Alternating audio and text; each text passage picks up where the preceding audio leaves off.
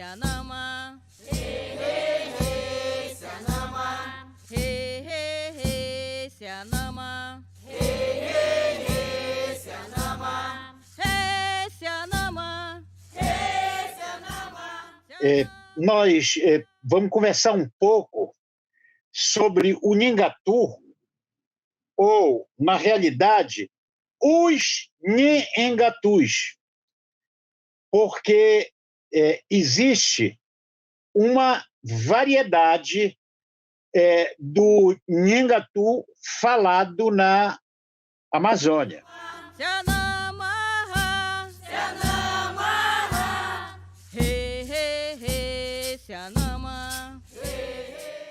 Eu lembro que o padre Tastevan, que missionou em Tefé, no Solimões, o padre Tastevan era falante de Nhengatu, escrevia em Nhengatu, e quando ele pegou a obra do Stradelli, ele fez um comentário, algo assim como que o Stradelli era ignorante, que não dominava bem o Nhengatu. E, conversando com o professor Arion Rodrigues, ele me explicou, disse, não, o Stradelli ele tem um dicionário Nhengatu português, Nhengatu, uma obra volumosa, reeditada pela Valer. E o que acontece é que o Nhengatu do Stradelli era a variedade do Rio Negro. E o do Tastevan era a variedade do Solimões.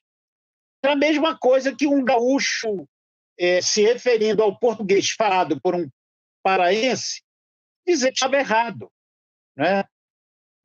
Não existe uma forma certa de falar uma língua. Então, nós temos aí o Nhengatu ocidental, né? E o Nhengatu oriental. E aí vem o seguinte, centrando um pouco, né, nessa tentativa de elaborar um mapa das línguas indígenas do Pará, tem algumas questões que seria interessante a gente tocar aqui, né?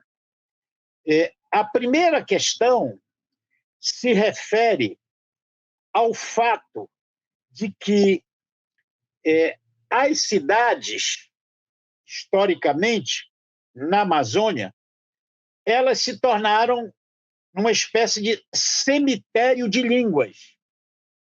Por exemplo, o último falante da língua Baré está enterrado em Manaus, né? Os barés, hoje o povo baré é bilíngue, mas fala Nhengatu e português. Não fala mais a língua baré. Lá na Venezuela, tinha um grupo ainda de velhos que falavam o baré. Então, as cidades acabam sendo o cemitério de línguas, porque as línguas indígenas, que têm uma função extremamente importante nas comunidades, nas aldeias, porque são elas que fazem circular os saberes, os cantos, os rituais, né? O conhecimento de plantas, de animais, de medicina indígena. Então, ela tem diferentes funções dentro da comunidade. Quando os falantes dessa língua se deslocam para a cidade, essas funções se perdem. E a segunda questão, que eu acho extremamente importante tocar aqui, diz respeito à perda da língua ou à morte das línguas, né? Tem uma linguista que morreu há 2, 3 anos atrás, Stella González, da Colômbia, era do Instituto Caro e Cuervo. O Instituto Caro e Cuervo é uma referência internacional para o estudo das línguas indígenas. E a Estela Gonzalez, ela estudou a língua muisca. Ela encontrou um padre que falou para ela que não podia confessar. A língua muisca estava dada como morta. Não se fala mais muisca. E a Estela foi fazer o trabalho de campo dela e encontrou um padre que disse que tinha dificuldade de confessar dois velhos muiscas, porque eles não falavam o espanhol, eles falavam a língua muisca. Então, ela correu atrás deles, né, para tentar um pouco pegar esses dois últimos falantes, né, e tentar ver como ela podia, digamos, fortalecer essa língua. Quando ela procurou, eles já estavam mortos.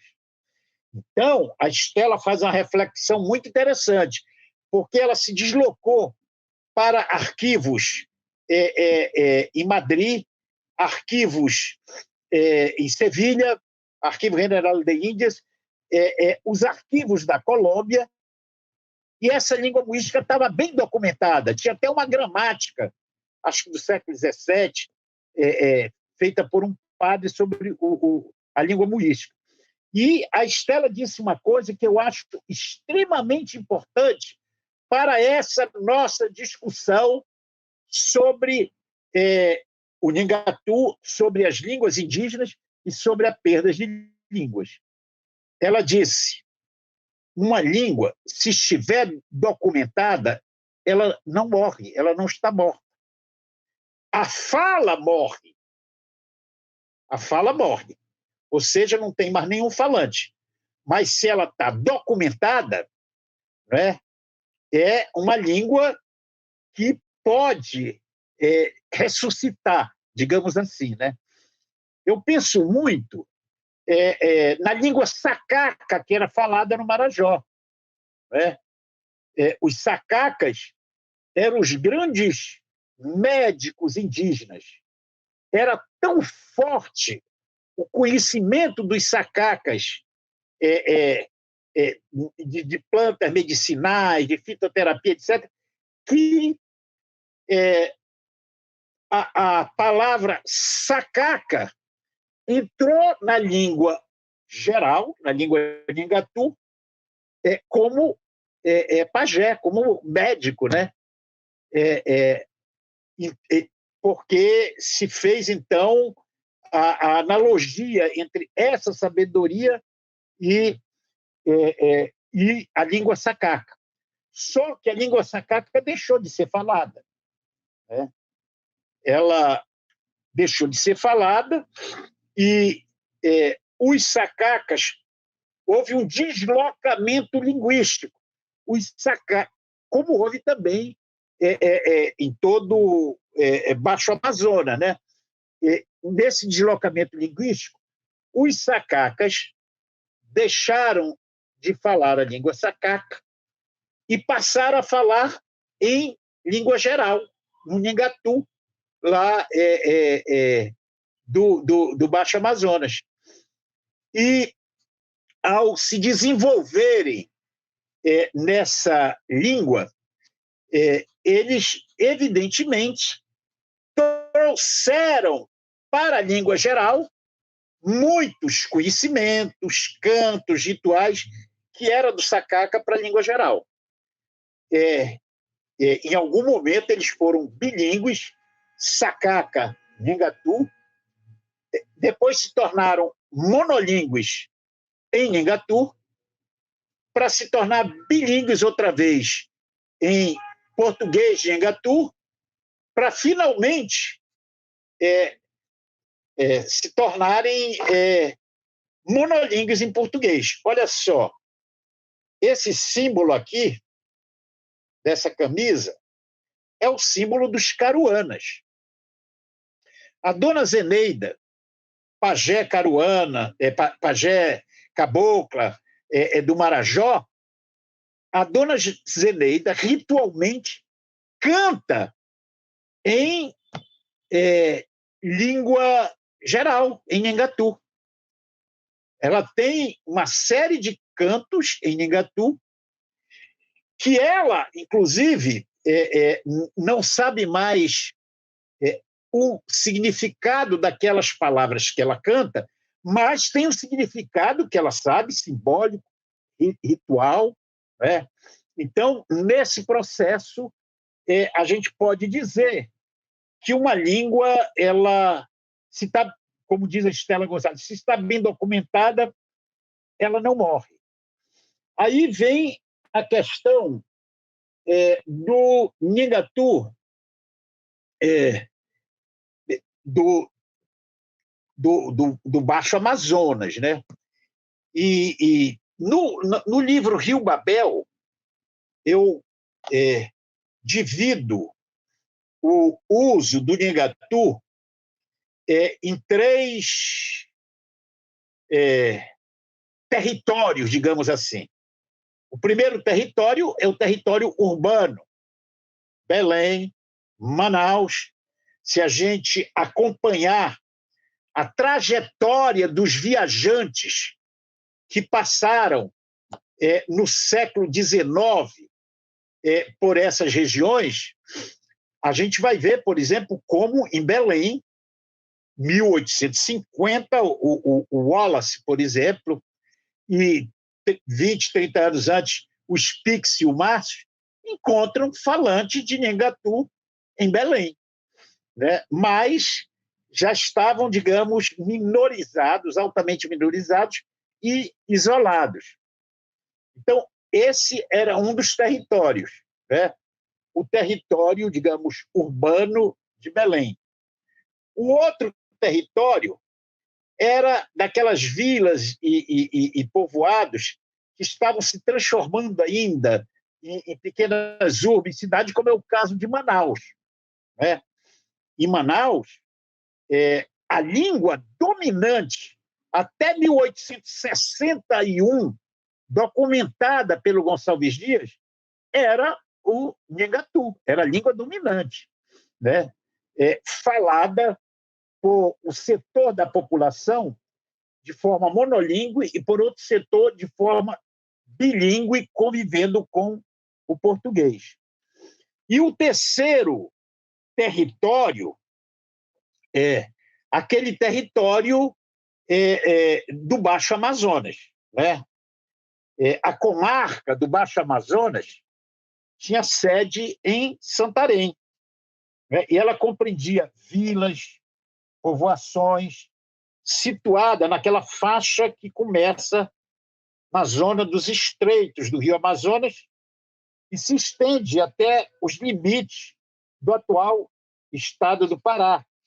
E aí integrava os, então, municípios de Gurupá, Porto de Mós, Macapá, Monte Alegre, Vila Franca, Pauxis, né, que era Óbidos depois, e Faro. Né? Então, esse território ampliado dava mais de 1.200.000 quilômetros quadrados e abrangia 35 vilas e 25 povoações, segundo o Spix e o Márcio, que passaram por lá por volta de 1830. Né? E aí o perfil sociolinguístico dos habitantes dessa comarca do Baixo Amazonas, com sede em Santarém, ele pode ser desenhado hoje graças a essas valiosas informações proporcionadas por esses naturalistas e viajantes sobre as línguas faladas em cada localidade e sobre os contatos entre seus falantes. Então, no meu livro, Rio Babel, eu dou um espaço específico para as línguas faladas nesse território, né? E, mais especificamente, nas características sociolinguísticas do Nhingatu nesse território.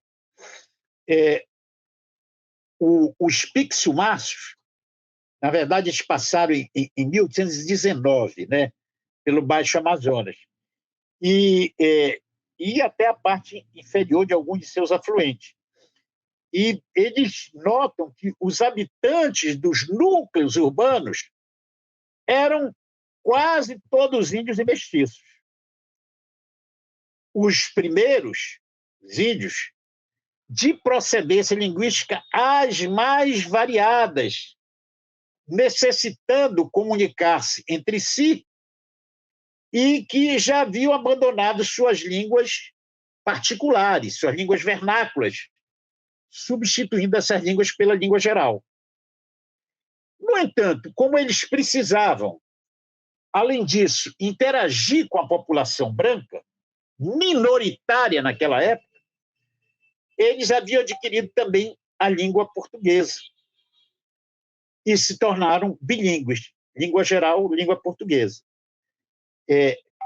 Os bilíngues em língua geral e língua portuguesa eram tratados na documentação histórica como índios já civilizados, né?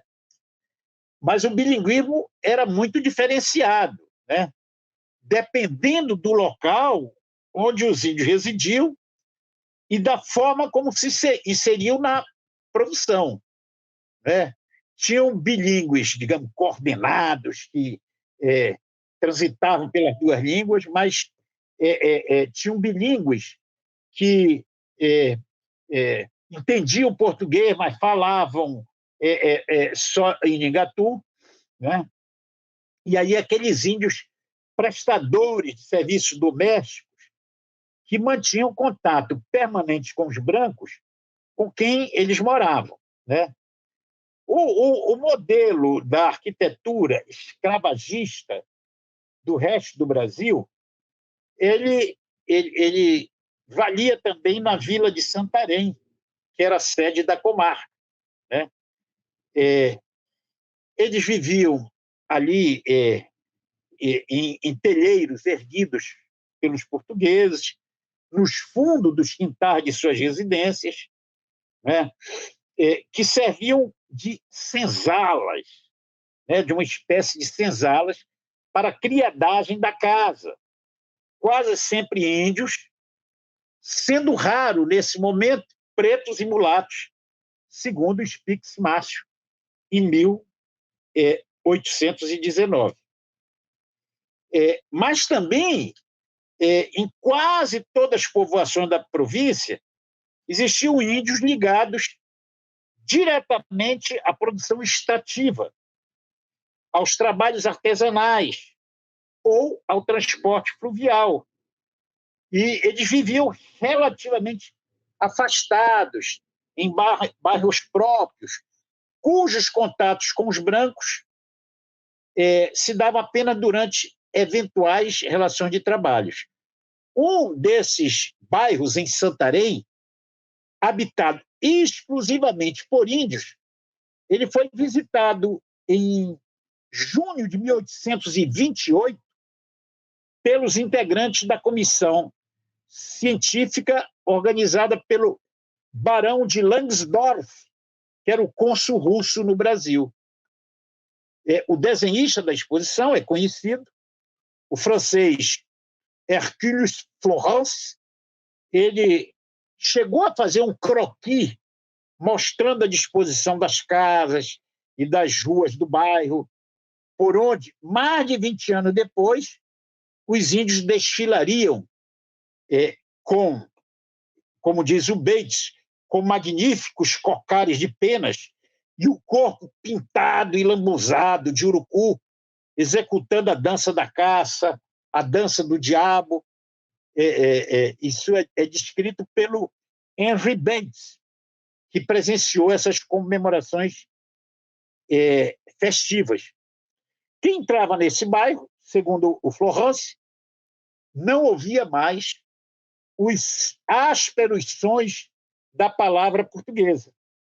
Porém, ele diz, os sons doces e incompletos da língua geral brasílica. Né?